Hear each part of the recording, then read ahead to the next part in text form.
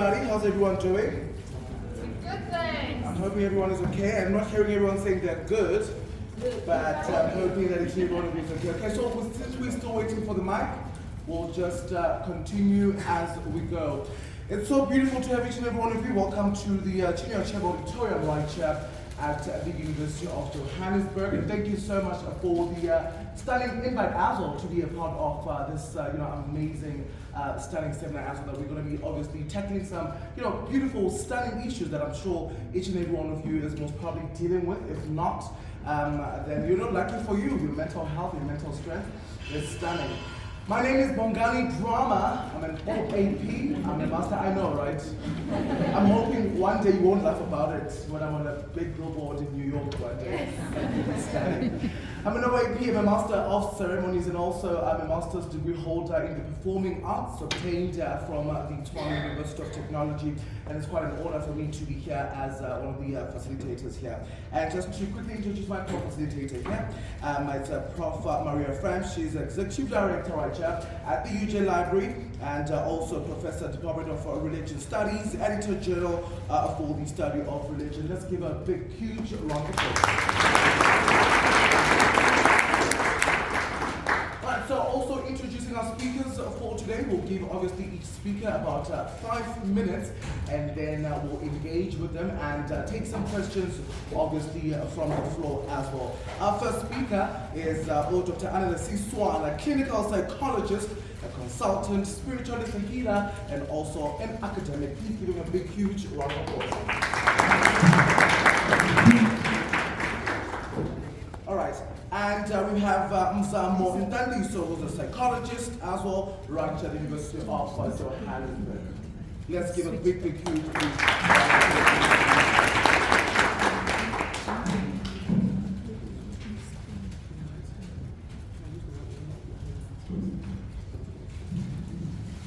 Much better. There we go. Right to those shout. And I've got Ms. Zikiza as well as here, who's an author and founder of Mentor, speaker, mentor, social entrepreneur. Please show them love. And lastly, Pastor Zwine, who's the associate pastor of discipleship and leadership development at the Rosebank Union Church. Please show some love for the It's so beautiful to actually come to the university have a seminar, Student Welfare Expo. So exciting to have it. Now, the topic discussion for the day is mental health and spirituality. Speaking about ancestral calling versus the religious calling and Western psychological diagnosis, just to really figure out if are you going crazy or you do have a calling. I'm just putting it like that so you also understand it fully, that's what we'll try and unpack for you as well today. Alright, so let's give our first speaker a big round of applause, Dr. Annalise Swan.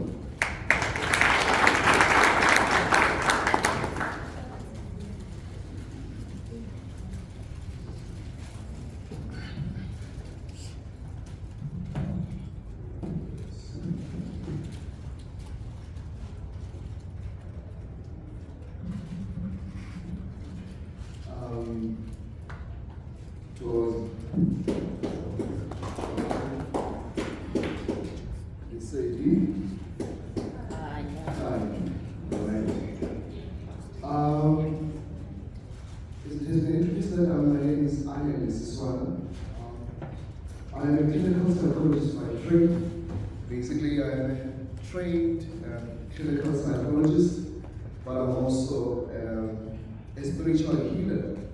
And I use the word spiritual healer for a reason, that a lot of what we know about traditional healers and spiritual healers is the other side of tired. And I'm not tired. Right? I need to clarify that I am not tired.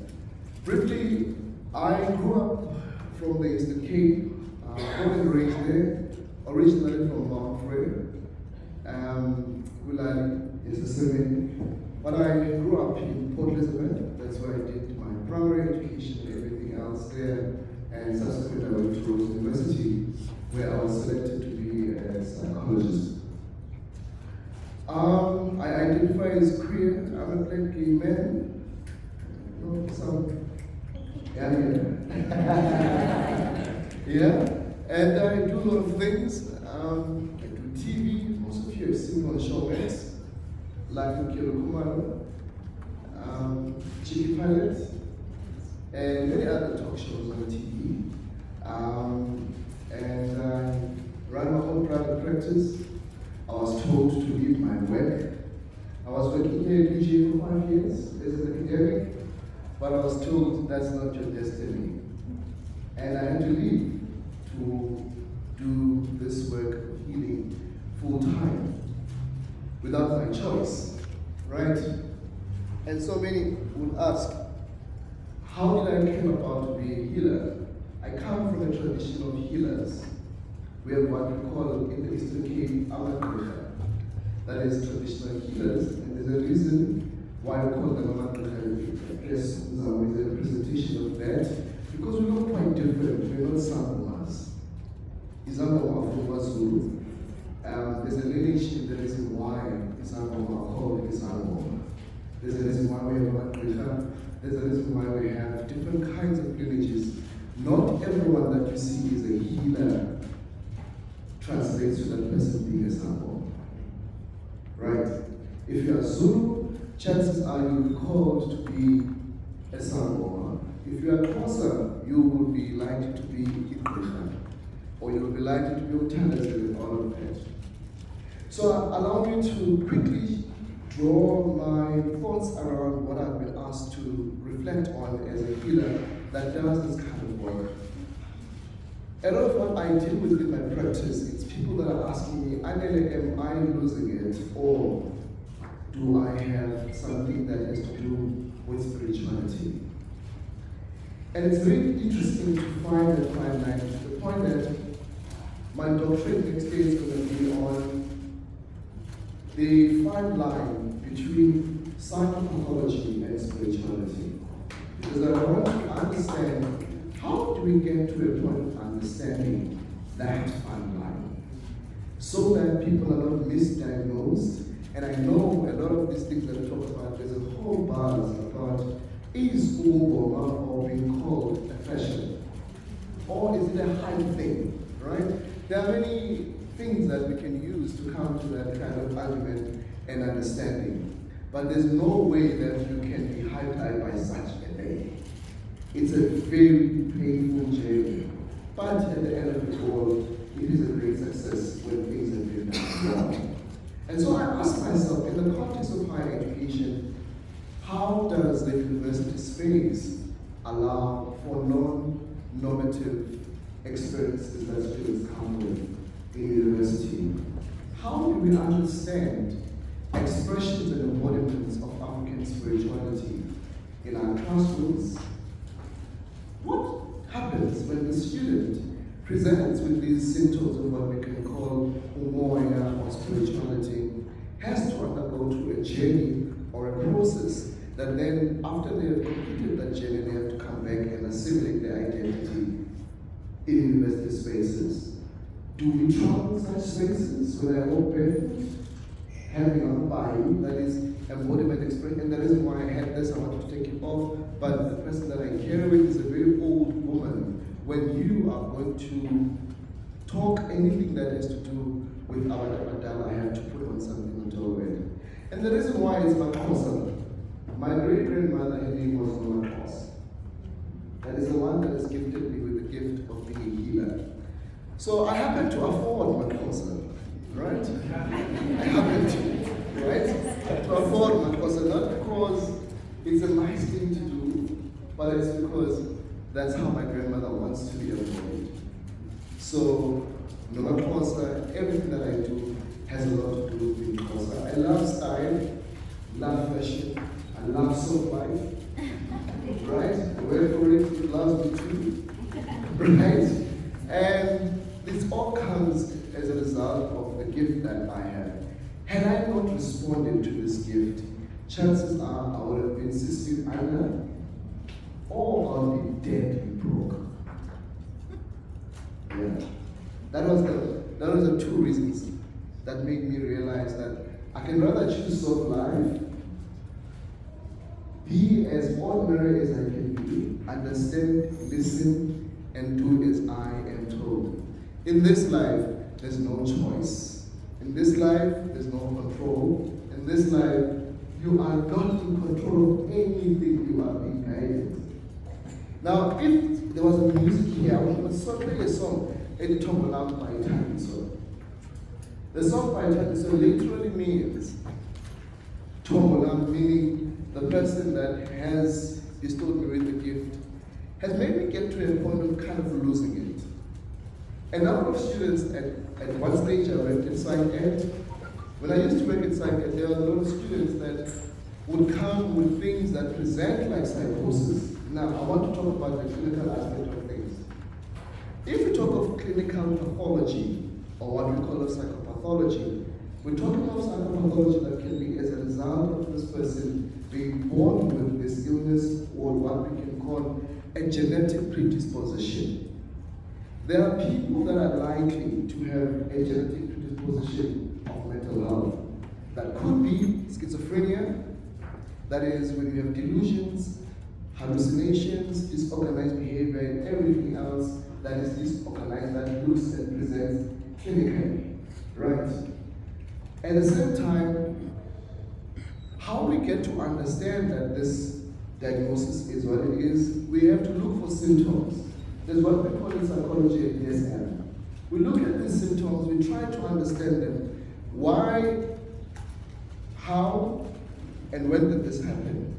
So if there's a genetic predisposition, we're going to see in the history of this family's life that there's been a number of people that can either have been admitted to psychiatric hospitals repeatedly, or they have been undiagnosed for the longest of time. Secondly, there could be what we call substance-induced psychosis. If this person has taken any form of substance, it could be weed. Most of the time students take weed, right? We know that, right? It could be alcohol, but many times it's because of weed. And obviously, if you happen to be triggered easily, you can easily have a brief psychotic episode where you are seeing things, you are hearing things, and you have smells that are ordinary, are odd and all of that, and your behavior is quite odd because you have smoked weed. You must understand this weed stays 72 hours in your blood system, and for as long as that weed is in your blood, you're going to be psychotic, right? You're going to be seeing all of these things. But now if you get admitted in Central Makaigen, you're going to be there for a brief number of days, and those symptoms will subside. And chances are they would have given you antipsychotics for you to be okay. That's scenario number 2. Now there's the last scenario, which often gets people confused here. When the content and the nature of your hallucinations and delusions and disorganized behavior has no harm to yourself or to others, then we can start thinking about this. But also we need to look at the trajectory of how this has happened, for how long this person has been having these symptoms, and what is it that you are seeing? What is it that you are hearing? What is it that makes you odd from everybody else? If they cannot understand and get to a conclusion that this person continues seeing amounts, that is water, right? This person dreams of water, this person feels like they're in water, this person feels there's something that is happening at the time when they're initiated in whichever way that is happening, that something is happening. Another thing is, what you are hearing and what you are being told has no harm to yourself and to those around you. Does it make sense? Because if it's schizophrenia, whatever that you see here and the behavior that you see has an issue to yourself and to others. Now, when the psychologist comes in the process of this, remember this: when you come to see me as a psychologist, I'm going to tell you a diagnosis that is clinical. Understand this: psychologists have not been trained to understand African-centered psychology. Some other people, or some psychologists, have never heard of what is called African psychology. They don't know a thing about that. So all you're going to be told, they're going to be given a depression inventory, tick the boxes. Are you hearing things? Are you seeing things? For us, already, there's a light bulb, right? So, just 2 minutes, okay. Eventually, at the end of it all, a psychologist and a psychiatrist, everything that they would look for is clinical. Very few clinicians, they would say to you, consider seeing a psychologist, a prophet, or a medium. So psychologists like me believe a lot in what we call African-centered psychology, because African-centered psychology says what we are and who we are, our presentation of self presents in a different way. So you, in my historical or history taking, I am going to ask you about your lineage, where you come from, your surname, because that's where most of these problems start. You start realizing a lot of these issues stem from issues of paternity, issues of maternity, are using the right surname, right? And if there is a cosmological mistake in there, in your wrong surname that you've been given and all of that, chances are these things may present differently to you. But I understand this. I was trained to do a genogram, right? Family tree. For me, it's not a family tree. I'm doing Umlando, trying to locate you where you are psychically and spiritually, so that I understand whoever I'm with in the room is far more than that. Now you hear people speak of anxiety, people speaking of depression and all of that. That is spiritually gifted, that is either you see things, you hear things, you dream. Definitely, your presentation in the world is going to be quite forward, because your ears sometimes they make such a noise and everything else is different.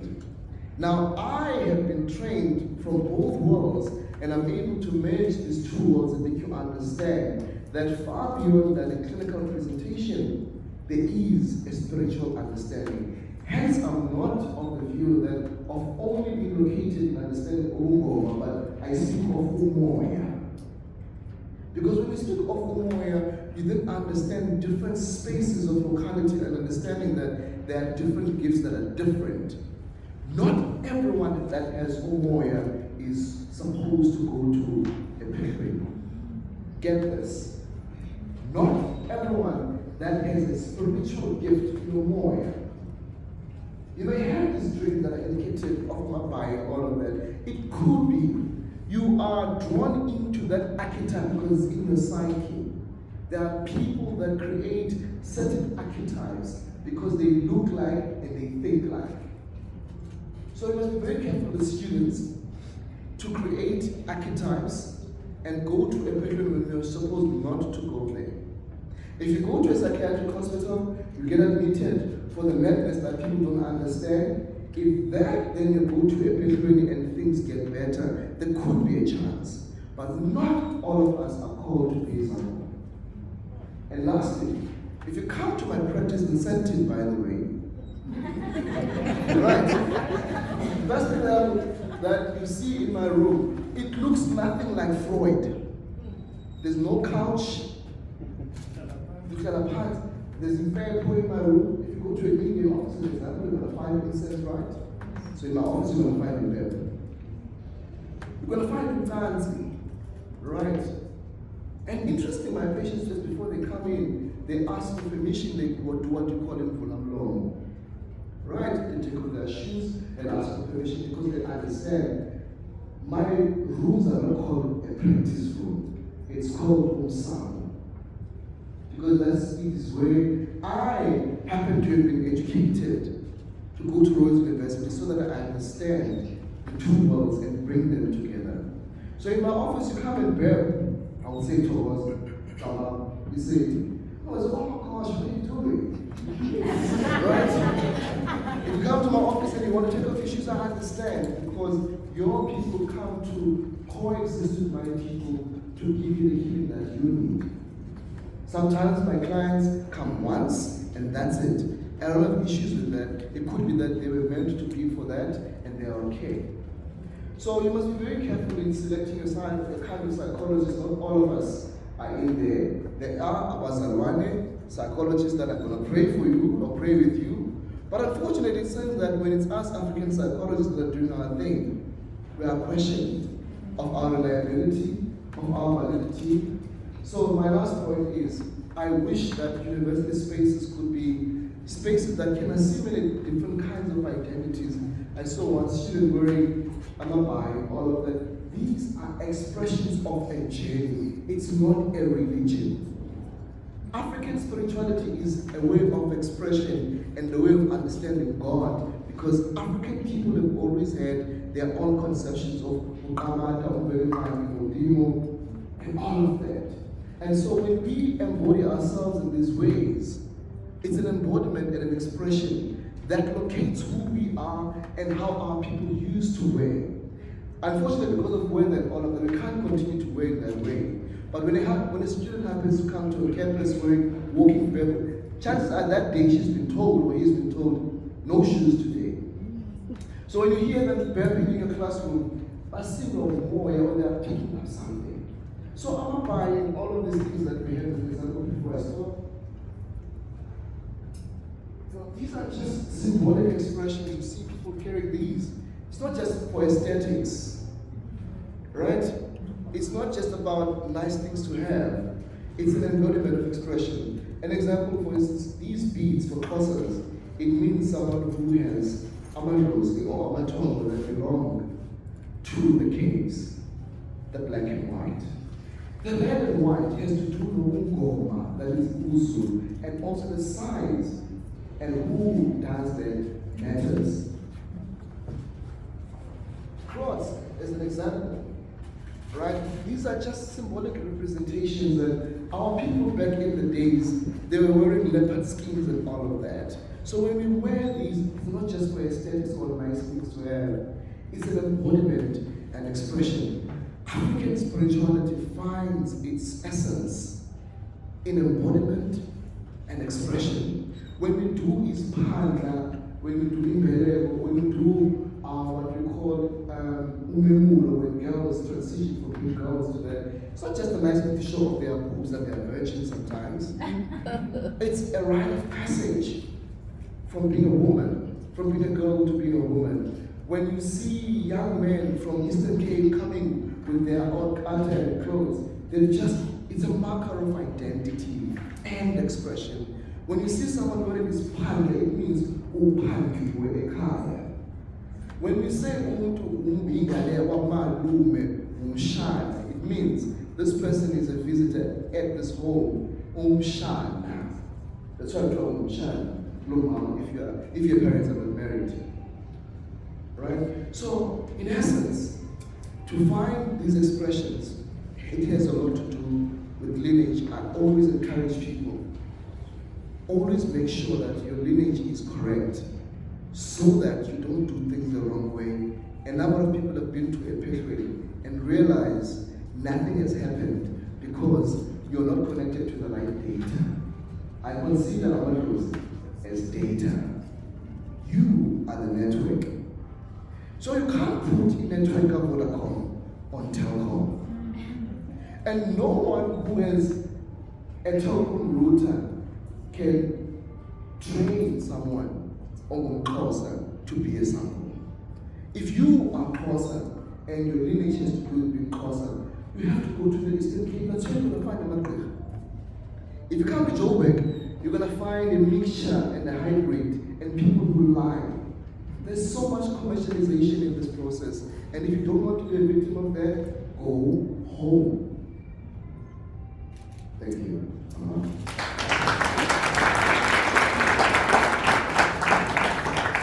Thank you. Please give a big round of applause one more time. So I'm going to move swiftly because obviously we're just looking at time. We'll ask our speakers, please, just 5 minutes, and then we'll indulge with you as well a little bit later, and also be taking some questions. Our next speaker is that he's a psychologist at the University of Johannesburg. He's a big, huge round of applause.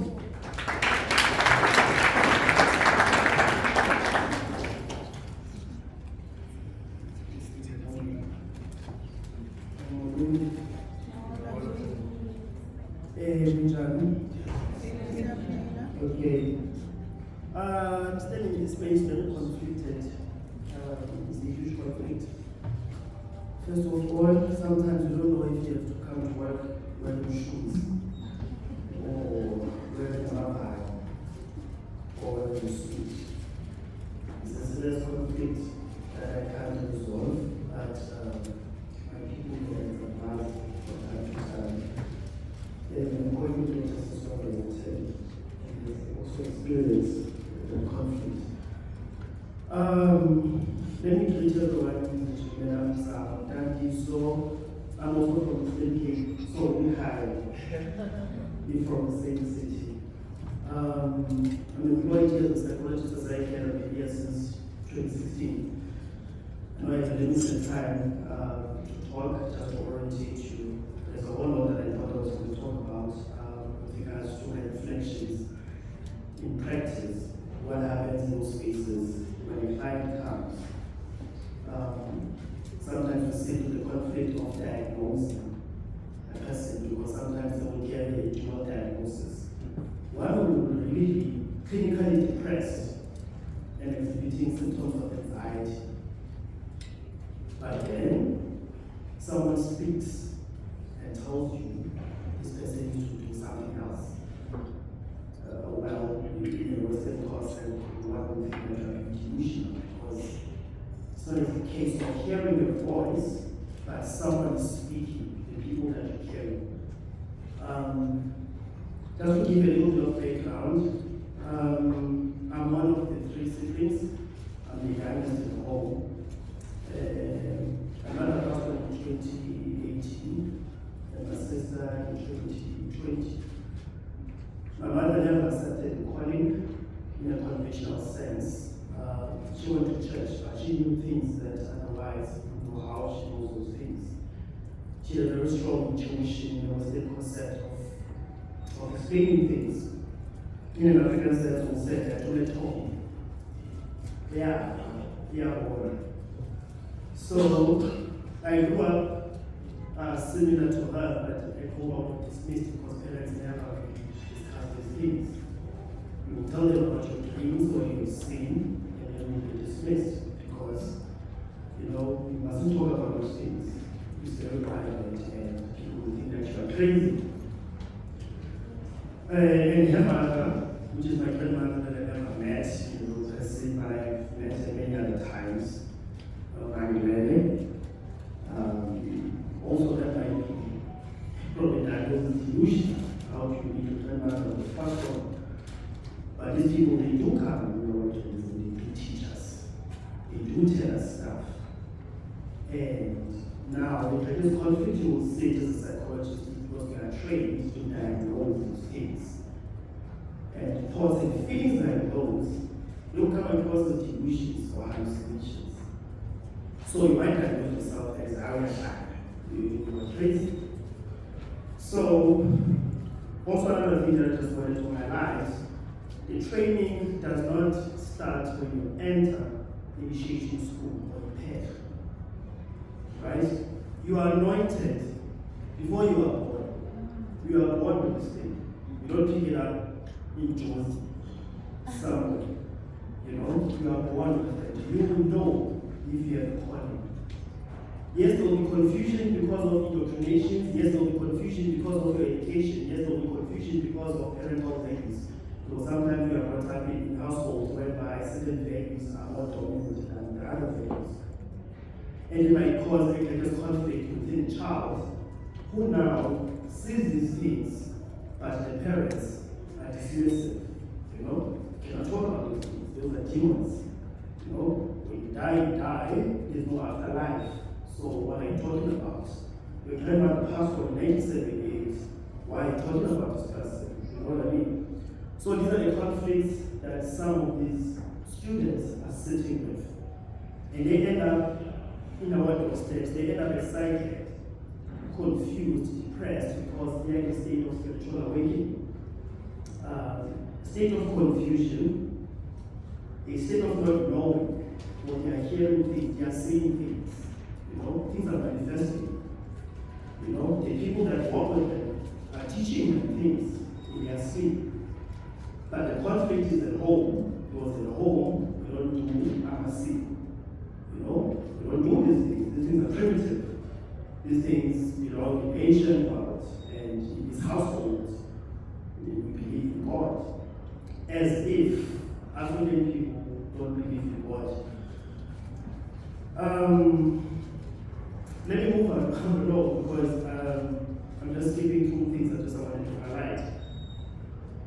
So now what is happening is this question of, is this fashionable? Are really people having a calling? And why so many people now are experiencing calling? And how do we know if you really have a calling or is psychological disorder? Those two things can coexist. Because when you experience spiritual awakening, you will be depressed. You will experience anxiety, right? You will appear as bipolar. You might have epileptic seizures, whereby you have fainting spells. You might have amnesia, where you find yourself in an exam room and all of a sudden your memory is wiped off. You don't remember what you studied, right? Or a kind of boy, and you might misinterpret or misdiagnose that as an anxiety attack because it was in a similar operation. I once had an anxiety attack and I thought I was dying, so I followed my machine to hospital in Brainhurst. And then the doctor said, you are sick, I thought I had COVID. So I was panicking, but I couldn't breathe. And after that, and then something else happened.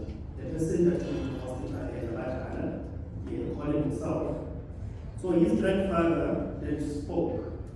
And in psychology, you might interpret this as maybe depersonalization or disassociation, whereby the personality manifests when you speak in a different voice. In his scene, we will say that parameters, or someone will speak in that distinct voice, right? It's a scary thing for those who are not used to receiving it. You know what I mean? Because more air speaks for itself and will give you instructions. So Mkulu of this friend, Parama, and then said, I am not listening. He was telling me over and over again, and if you don't listen, we will show you. And that's not a nice thing to experience. I'm sure all of us have experienced these things. Now moving to diagnosis. How do we diagnose? And Dr. Siswano did mention that we rely on DSM-5, DSM-4, TR, revised text. So we get trained to diagnose these disorders using a system. We identify symptoms, we use our clinical judgment, and then we label. With that label, there's the indication for treatment plan. Either you're going to get antidepressants, or you're going to get anxiety, psychotic medication, etc. But what if you are not schizophrenic? What if you don't have depression? What if you don't have anxiety? What happens then? Now, the psychologist is trained in the Western world, and you might be sitting with that conflict. If you know, or if you happen to have calling, what do I do? Do I send this child to Helen Joseph to get depressive medication? Or do you advise, like, go and see Mutanazi or go and see someone to divine hormones and then recommend maybe cleansing? So sometimes we do sit with these conflicts. Not anymore in my case. And the psychiatric so when you come in, you want to speak to a psychologist. So I would like to have an expectation that you know mediation going on. Because that space is not mine. It's not in me. Unlike my colleague, I won't have to shoot this in bed. But if the message comes, I will tell you. And it has happened quite a number of times, whereby a student will be sitting there in distress, depressed. And then there are people coming and they will tell this young man to go home and all these issues will be sorted. Or tell this young lady that all reason she mustn't be confused, she needs to accede to her calling. Those things they do happen quite a lot. And I think being a child is one of my reasons why I'm still here. So just to say to students, when you know a friend that is going through something, counsel with a friend, recommend help, send them to psychiatrist, send them to scientific. But be a form of support. But for the person that's going through this stage, it is confusing, it is hard. No one wakes up and wants to be a son or a wife. It's not an easy journey. It's very difficult. It's tough, especially when you exist in a corporate space. Dealing with these conflicts every day. Because you are not sleep, not the team. But just to conclude the close of my little talk, obviously when the floor is open, I'll answer some of the questions that I want to answer. But people just need to know that yes, some of these things they do exist. And they might coexist with psychological disorder. So as a psychologist, I won't be dismissive because sometimes we're going through a spiritual awakening at the same time presenting the clinical picture of depression. And you might be in need of both treatments. Antidepressants, no imagine. Thank you.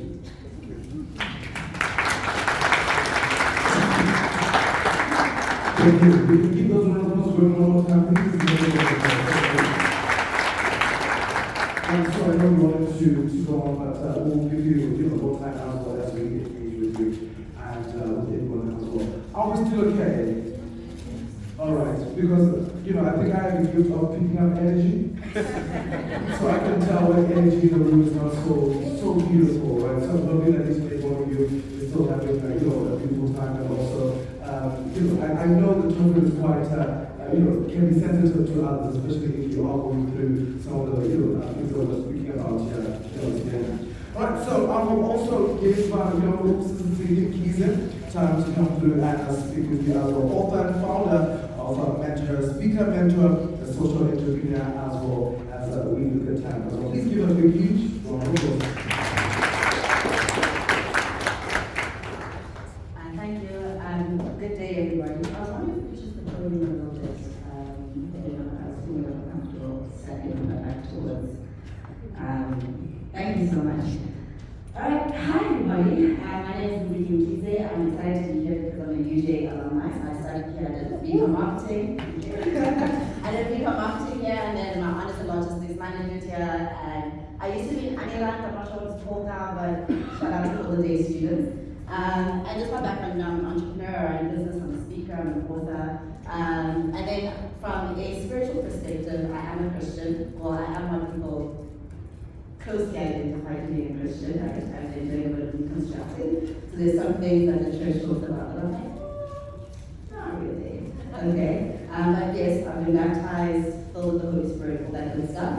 And I grew up in a family of Christians, so I'm going to be speaking from that perspective. And I have a short amount of time, so I really just had 5 points that I wanted to share. And for me, I was like, I think this is the thing that we need to know from that perspective. And it's also really important because when you come to university, especially if you're living here, it's the first time that you're away from home. So you're trying to find your own environment, what works for you, what makes sense for you, and how do you stay true to self, or how do you uncover what is true of self in a context where you are away from home. So 5 things that I wanted to highlight. I'll give you a quick heads up is giving an account of your faith, unpacking a little bit around generational curses or familiar spirits, understanding that these things do exist, speaking to testing the spirit and understanding the fact that we all have gifts, right? So firstly, the fact of giving an account in 1 Peter 3:15, we hear the scripture that says that you need to be able to give an account to defend your faith, right? And I think that's very important because a lot of us, we have faith, but we faith never go or mama or whatever. And I think one of the most beautiful things that happened to me is when I was around 16, I just really could not be bothered to go to church, and so my mom stopped forcing me to go to church. And I was like, oh, thank you, girl, because we can't say it, right? But what that did for me was that when I eventually decided to go to church by myself, it was because I wanted to go. It wasn't because my mom was saying I had to go. And I think taking the time to order to walk with God and seeing, am I on this path because I want to be, or am I on this path because they kind of like it, and if I don't know what's going to happen, but that's that. And then secondly is just speaking a little bit to generational curses, right? So oftentimes I know people who practice certain things around faith because there's a fear of if I do not, then bad things are going to happen to me, right? And Ephesians 4 verse 27 speaks about not giving the enemy a foothold into your life, right? Literally a foothold is just a gap. That if you look at how you're living your life, are there spaces where you are doing things or have done something where the enemy can go, hey girl, see how you living? it ain't working, girl. You know, and then just like antagonize you a little bit, because that's his job, right? That's what the enemy does. So going, are there things that you're doing that are actually creating a foothold? And it's not really that you're cursed or there's something bad happening. It's just that, you know, you allow the enemy to have a little bit of a voice. And then understand something that they call like familiar spirits, right? That depending on your family lineage, as we heard mentioned earlier on, is what are some of the familiar spirits that you see within your family, right? So for example, I'll share with my family, somebody committed suicide several years ago, like a person that I don't even know. But the consequence of that was that it opened a doorway around suicide. So suicide is something that I know people in my family struggle with. So when we pray, when we bring out protection and all of those things, that is something that we're aware of. So you won't go like, oh, I'm feeling sad, I think I want to commit suicide, there's something wrong with me. It's like, oh no, we're very well aware when we see there's this kind of familiar spirit that exists and something that we can pray about. And then the last element of that is, sometimes people go, oh, you know, Isabel's coming back here, therefore I need to go and unpack this element of my spiritual. Whereas James 1 says that rejoice when you go through trials, because trials bring about cleansing, right? So it's going, yes, difficulties exist, but difficulties are a part of life. So understand that if you're experiencing a difficult time, why do you feel like that difficult time is happening? And it's not always necessarily to say, you have to go do something because the ancestors have said, life just be hard sometimes, like, it just is, right? And then the third point around giving an account, I mean, I understand that these things exist. So me growing up in church, and I was really happy to hear and I don't want to speak because these are things that the church always said, we don't talk about that, it doesn't exist, it doesn't happen. But if you read the Bible, there are several accounts where you see things happening, you know. So in 1 Samuel 28, it's an account of where King Saul, after the prophet Samuel passed away, Saul's about to go to war by himself for the first time without Samuel leading the way in terms of prayer. And he's like, oh my goodness, I'm panicking, I'm scared, this is time they're going to consume me. And so he goes to see a sorceress, right? And at the time, Samuel has told him to ban sorceresses in the kingdom. But he goes to see this lady and he asks her to call back Samuel because he wants to speak to Samuel about the upcoming war. And only when Samuel showed up in the room did she realize that it was King Saul. And she says, why haven't we do this? Such things are not for kings, right? And I'm not going to unpack that scripture, I just want to highlight that these things do happen in the Bible. We see in Deuteronomy 18, verse 9 to 13, it speaks a lot about mediums, sorcerers, and so forth. And it's an instruction around God saying, don't do those things, right? But what I wanted to highlight in that space is the process of our faith, right? That is not to say that this is bad or you shouldn't speak to this person because they wish you ill intent, right? But it's to say that the whole reason why we walk in faith and the whole reason why we had Christ died on the cross for our sins was that we could be in relationship with God. And that relationship with God is something where you can go by yourself and say, hi, this is happening in my life. Could you help me with this? It's no longer that the gospel is veiled, that you can only access God through a prophet, a teacher, or whoever. So I think just to highlight those things in context of God's throne is in your heart. Relationship with God is within self, right? And I think oftentimes this idea that it's there and I need to go find it there is something that we miss because we have the gift and the ability within ourselves. And the fourth thing was to test the Spirit. So when you are doing stuff, the Bible talks about just test the Spirit. If you have a dream about something, test the Spirit. If somebody gives you a prophecy, even if it's at church, be like, oh, I will test the Spirit. Even if you're visiting a new church, like if you're first 10 years, you just came out of the pandemic, so we're all finding new space. But if you're finding a church and you go to church, test the Spirit. Like, is this person standing on the pulpit, someone who is speaking truly of the Spirit of God, right? And don't be afraid to test that. Even if somebody comes to give you a prophecy, right? And you can be so excited that, oh my gosh, this person saw me, and they're like, girl, God told me to tell you. Just pause. Be like, I'm just, especially those guys that are like, God told me you're my life. What do I do? I tell you what you want, because even me, I didn't really, and I did not get that message. So don't be afraid to test the Spirit, right? And in that is qualifying the Spirit, right? So Romans 8:37 speaks about that many are called and few are chosen, but that of those who are called, God justifies you. And understand that there's a process. Don't look at yourself and think, oh, I'm not perfect in this way, or I've sinned in these ways, or my family is not like this, therefore this thing is not available. This thing is available to everybody, right? And we are all called, and the aspect of being chosen is simply a question of who responds to a call. They were not saying, hey, I'm calling you to this thing. Did you go, yeah, I want to be part of this, I want to learn about this, I want to unpack a bit more of this. And the final thing I wanted to talk about was gifts. So if you look at Romans 12, 1 Corinthians 12, Ephesians 4, Galatians 5:22, they speak about different gifts that we have available to us through the Holy Spirit, right? So the gift of perception, the gift of serving, teaching, encouraging, giving, being able to rule over other people, that's a gift. The gift of giving mercy, the word of knowledge, like somebody just knowing what to speak in a moment and know that that's the right thing to say. That is a spiritual gift. Having a God kind of faith. You know those people who can just accomplish things just because they believe it, right?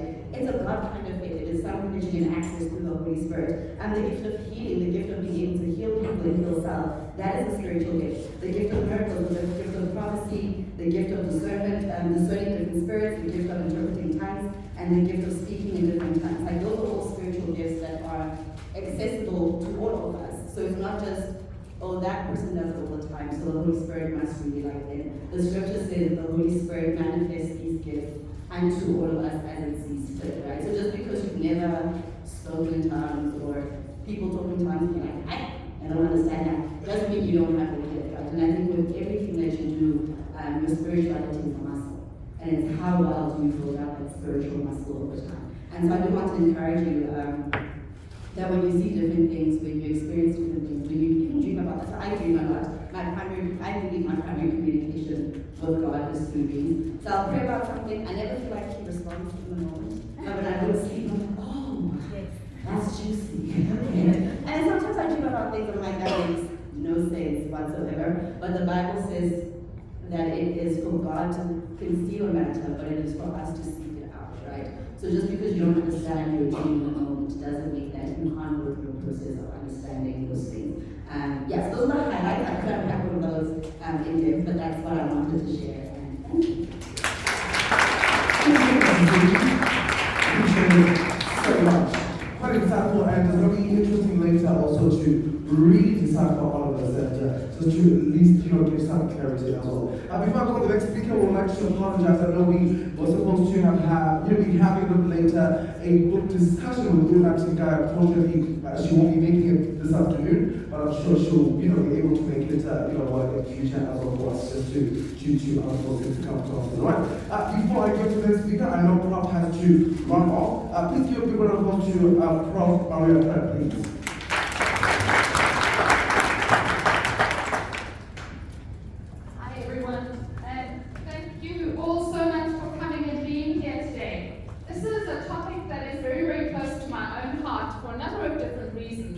And I'm going to share two of them with you today. And I don't have a lot of time because I need to rush to another meeting.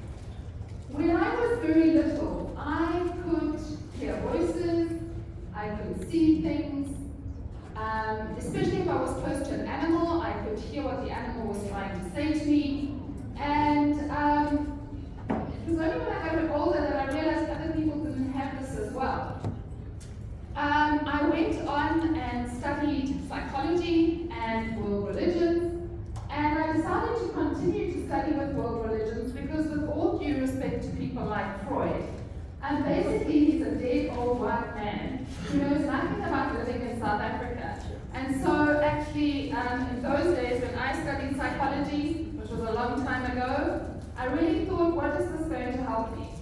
I could see how what he was saying was relevant to my grandparents who lived in Germany. But I thought trying to understand the spiritual world and cultural world of different communities was much more helpful to basically trying to be somebody who lived in a way in the world that made it possible for me to try and understand other people. So with that as a background, I was then still called to be a priest, so I'm an Anglican priest. And I want to just say one thing into this conversation from a Christian perspective. One of the things we have shut down within Christianity to a large extent is the reality of our ancestors. So for many hundreds of years within Christianity, we have believed in the saints. We have believed that you can pray. Saints are your ancestors, people that went before you. But over the wonderful 20th century, when we were being so fantastically rational, we stopped listening to these voices.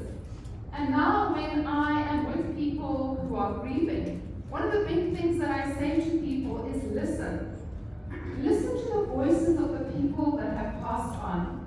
Because very often, you get to know the people that you loved even better once they passed on. And sometimes you come to know your grandparents, for example, much better once they have passed on. If you open and listen and hear what they are saying and are not scared to shut down the spiritual world because we have lived at a moment in history where we think that the only important thing is the rational answer. So my little contribution to today is to encourage you to open, to hear, to listen to what our wonderful guests are saying, and to listen to what you yourself hear. There is so much more to life than the narrow, often rational view that we say is sometimes the only truth. Thank you. Thank you so much, Paul. Thank you very much. That's quite profound, and it's really will be interesting. I hope you will be staying with us to really go in depth with it. I'm sure you will help us a bit later as well. In terms of Christianity, not really forgetting, our ancestors in that manner, because we're told quite a lot of things in Christianity. So we'll divulge that a little bit later. So our last speaker for the day is Pastor Dwight Zulu, an associate pastor of discipleship and leadership development at the Rosebank Union Church. Please show some love and move on.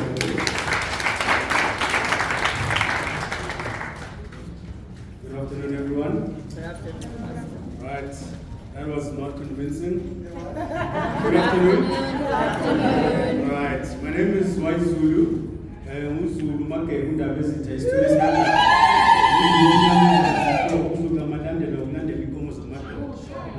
going to end it there. I'm a pastor. I work at Rosebank Union Church, and I love talking about the things that you're talking about. Not because I know everything there is to know there, but I think there's something that's been missing in our society, engaging, right? So you've heard different voices here, and you're going to hear another voice. In all of this, can I just teach you something? So I was here at UJ, so I studied here a number of years. I finished. So I'm a UJ alumni. It's good to be back here. And while I was here at UJ, I used to work for, well, not work, but I was volunteering with the Link. I think now it's called IOHA. I think engaging with students has always been a passion of mine. And as a result, I was involved in a ministry called Campus Outreach. I see a couple of them are here today. And I think the idea there is, information does not equal transformation, right? So what we're doing here, we're giving you a bunch of information, but that will not transform your lives. So can I just give you an equation? So I studied software development, and I love thinking in these equations.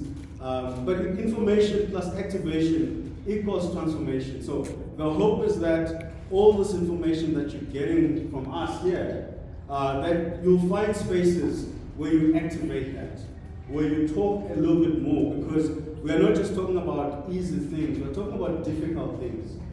These are difficult topics that we are confronted with. And so I'm going to speak mainly from a church perspective, so thank you for laying that to you so well. I really do think the church, as it is in Africa, is not scratching where it's itching for the Africans. So the things that we fail to do as pastors have resulted in this confusion that exists within society.